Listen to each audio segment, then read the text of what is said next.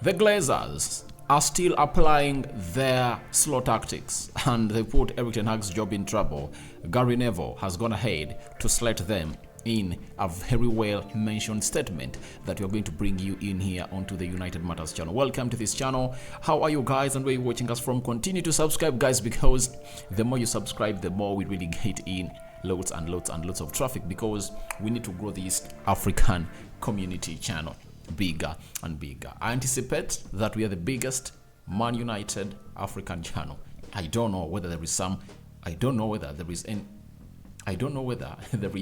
any other that is doing what we are doing, strictly United, but all I can confirm you is that we are here to bring you the latest information as far as United is concerned. Lisandro Martinez injury boost, he's really getting ready for the preseason. And lastly, there is a Brazilian defender that we are linked to, one of those that is so much predicted to be the replacement of Thiago Silva at the Brazilian national team. So don't forget to subscribe, guys, and continue to smash the like button, comment and share. Rokan David is my name. Let's go straight into what the Glazers have been talked about by the Financial Times on the United sale. They've told us that the Glazers are very slow decision makers who are deliberate in how they think about things. Joel takes forever on any decision he makes, and this is a huge decision. Now, if you really understand United and you've been following us for the last 3 years we've been existing in here, I know people have been really watching us a lot ever since last year in the summer, but we've always told you that the Glazers are slow to act. Joel Glazer is one of the Glazer families or siblings that was given a job to see the day-to-day activities of Man United, and he always stays in Manchester. He takes long to make decisions. Now, for the transfers, you don't need any further explanation onto that. It's proven beyond reasonable doubt that these Glazers take long to make decisions on transfers. That's why I've gone ahead to miss out on transfers. Like, for example, look at Kim Min-jae.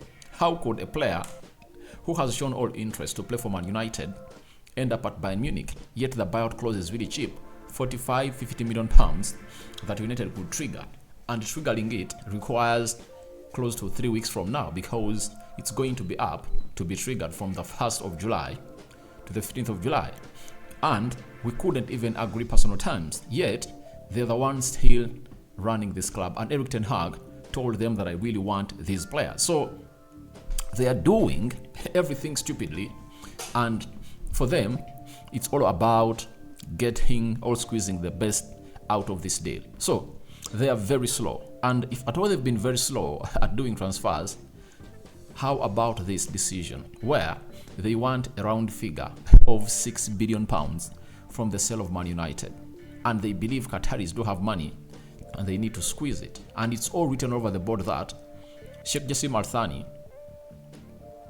is leading the race. The Glazers, we are using Sir Jim Ratcliffe to see to it that Sheikh Jassim Al Thani ups his bid to where they want, and when he threatened that he has made his final bid and wants to get out, the Glazers were a little bit shaken and they started to really accelerate these talks. Last week, we are all told that it's going to be the final week for a decision to be made by the Glazers on who is the preferred bidder, to see to it that the process carries on to the preferred bidder to go ahead and really put in what we call his documents and source of income to the Premier League. 3 weeks for the Premier League to approve that, and then we see what comes next. But the Glazers aren't moved. The way they are doing things just shows you that they don't matter about the club of Man United, because they understand that we are in the Champions League. The sponsorship money for Adidas is going to increase. That is the shirt sponsor. Champions League money is coming in. We've gotten a huge prize money, close to 40 million pounds from the Premier League, 40-50 around there, So we've gotten in money, and they're taking their time. So they are not considering Erik ten Hag's job, and they've done this to every manager at Man United.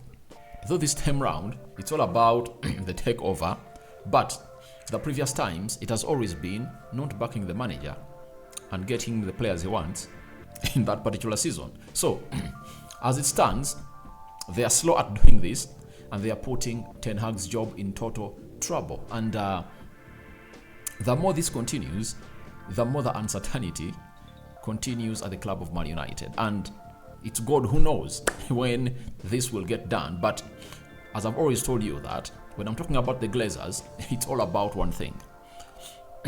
They are leaving the club. They don't have investment. If it takes the entire 2023 for them to go, we sacrifice that. You know? Every time you are nearing the brink of meeting your success, right? There are things that really unfold. There are hurdles that come around our way. The Glazers are the hurdle, and they are still being the hurdle of this deal. But I understand God will get us the best for the Glazers' departure. Trust me, they can't be here.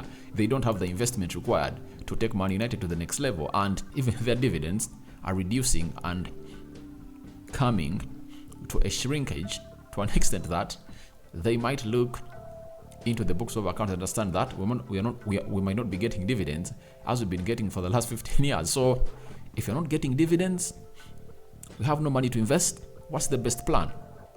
Sell off the club to Sheikh Jassim Al Thani, and that's why Sheikh Jassim Al Thani is the preferred bidder and is leading the race as per now.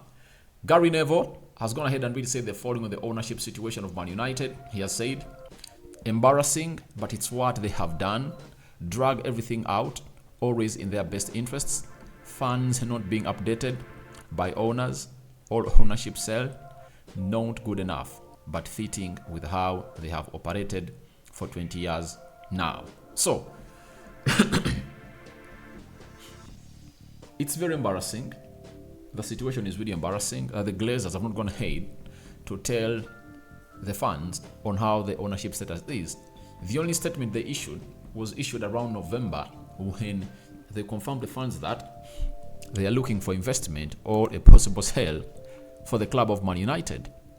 And they've operated this club for close to 2 decades, and they are not respecting the fans to an extent that stories close to Man United came out and indicated that the Glazers aren't bothered. They aren't moved with what the fans are really saying, because they believe no fan can get them out of that club of Man United. But they should understand that the reason as to why they are pulling out of this club of Man United is because of the demonstrations that the fans really made. And these sponsors pulled out. You know, Team Viewer is no longer the sponsor of Man United, but they have not yet secured the sponsor. That's why it's still onto the new jersey of Man United. That is it. So they are struggling and sweating to get in a new shirt sponsor. So it shows you how ugly it is at Man United. It's really not the situation you like Erik ten Hag to operate in, but obviously he came in through at the dead hour of the Glazers while they are doing what we call the last kick of a dying horse, and those are the last kicks of the Glazers, and I anticipate that sorry about that, we are going to get them out of the club as up. So after that, let's go and really do a story about Lisandro Martinez, injured in the game of Sevilla at Old Trafford, ruled out until the entire season. He left the pitch when he couldn't even walk. That is Lisandro Martinez. But look at him. He's now in the gym. Lisandro Martinez and his fitness coaches doing the needful in the gym. And he's really trying to train hard to see that the preseason finds him fully fit. It's one of those injuries that really costed us a season at Old Trafford, and it came on a day when Rafael Varane had just gotten himself an injury also, and he only played 45 minutes and taken off the field of play. In the 84th minute, he was taken off. We are left with just 10 men on the field of play. That's why Sevilla came up and capitalized onto that and took us to a draw at Old Trafford. And when we went to Sevilla, we found ourselves in a beating of 3-0. That is all about the team of Man United. Now, he's returning back at Manchester United, and he has gone ahead to prove that he's one of the best defenders in the world, especially with his performances that he has orchestrated at Man United. When you look at Lisandro Martinez and how he has gone ahead to really deliver this season, he has played very many games for Man United. He has scored goals. He has put his body on the line. And to me, he's the best technically gifted centre-back in the world right now. No player plays that ball without insecurity like Lisandro Martinez. He's really a joy to watch, and that's why he's one of those that Erik ten Hag brought in and did the needful to prove the haters wrong. Who really anticipated that he's going to be very bad off in the aerial prowess, but he showed us his potential when he did that very well. So let's leave that at that, and let's go to the Brazilian centre-back known as Gleison Bremer. He's being linked to Man United, and it's also coming in from Italy, linking him to the club of Manchester United. Bremer is a 26-year-old defender who plays for Juventus. I saw him at the World Cup, coming in through and obviously playing for Brazil. He's being looked at as a replacement for which guy? For Thiago Silva, who looks like his journey at the Brazilian team came to an end at the age of 38-39. Now, Classio Marchetto, coming in from Italy, have told us that Man United are interested in Juventus centre-back Bremer. Nobody is non-transferable at Juventus. They would carefully think about any offer for him exceeding 60 million euros. And talk of 60 million euros is the same amount of money that Kim Min-jae is going in for. And why should we go in to look for other defenders? Yet the priority target is that guy. So I understand very many defenders are going to come on to be linked to Man United, but we should really be so much focused onto what the manager wants to have. Get Erik ten Hag exactly what he wants. First choice signings should come in through for the manager. Let's not really pretend like we are into a scenario of not getting the best for Erik ten Hag. Bremer is good, I love him, but that's not what Erik ten Hag wants. Exceeding 60 million euros is the same amount of money that Napoli want to trigger the buyout clause of Kim Min-jae. Why don't we go in for that? Yet we are the first ones to go in talks with his agents, and Bayern came in and swept in. So all these are the liabilities being caused by the Glazers. The manager is not backed enough. I understand he's really good, and the team that we have can go ahead and really stretch better next season because he's going to be knowing them more and more better. But we need more quality into that squad. And if it's Kim Min-jae, let it be Kim Min-jae. First choice should be first choice. So guys, thank you very much for watching this channel. Tell me your thoughts about Ten Hag's job in trouble as Glazers slated by Gary Neville. What do you make about Lisandro Martinez injury boost? And lastly, Bremer, the Brazilian, to Man United. Would you love him to Man United or at Man United, or you want us to pursue again Kim Min-jae? A sign out for now. See you later. I'm returning with the last video of the day. See you later, my lovely mate.